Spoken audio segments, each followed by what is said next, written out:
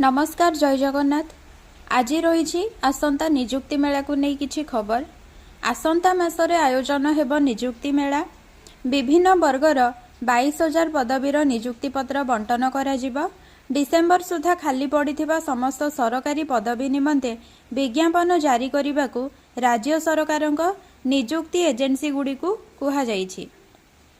September मासरे निजुक्ति मेला माध्यम 18,788 जन कनिष्ठ शिक्षकों सह अन्य वर्ग को मिसाई 21,918 योग्य प्रार्थी को निजुक्ति दियाजिब। सरकारी भावे खाली थिबा 1,32,459 पदवी बाकी थिबा 40,256 पदवी को अनुमोदन प्रक्रिया आसंता मास सुधा सारिबा को विभाग गुड़ी को तृतीय महलारू निर्देश दिया जाइछि। जेउ 92,203 पदवी क्षमता प्राप्त कमिटी अनुमोदन करिछंती सेथिरु 78,919 पूरण पई सरकारक विभिन्न निजुक्ति एजेंसी को निर्देश जारी होइछि।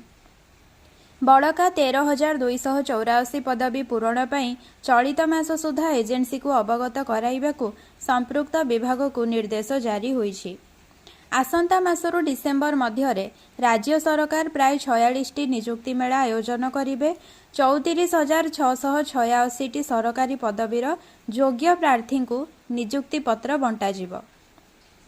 एथिरे ओडिशा प्रशासनिक सेवा अधिकारी TGT, constable, junior MVI, mining officer, police SI, विभिन्न बाटालियन पाई 1513 जन कॉन्स्टेबल, 2712 प्राणीधन निरीक्षक, फरेस्टर, फरेस्ट गार्ड, 569 जन क्लासिकल शिक्षक आदि अछंती।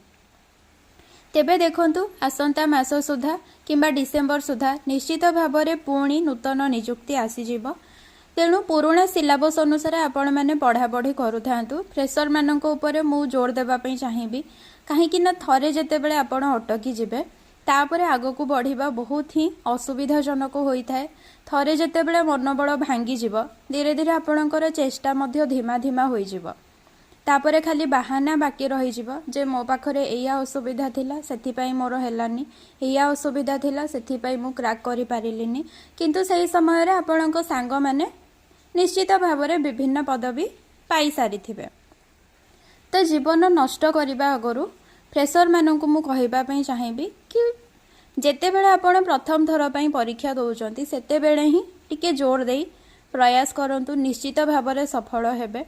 एवं एइटा नुह जे मु प्रथम थर देबी जानिनी केमिति प्रश्न आसीबो कोन हेबो, हाँ प्रथम थर देबी खाली प्रश्न जानिबा पई देई देबी, किछि मोर पाइबा दरकार नै परे मिली गले चलिबो, से सबु नै।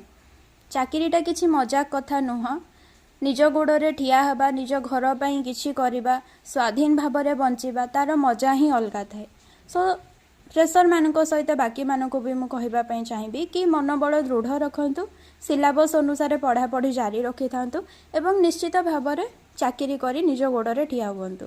तेबे भिडियोटी शेष पर्यंत देखिथिबारु बहुत बहुत धन्यवाद।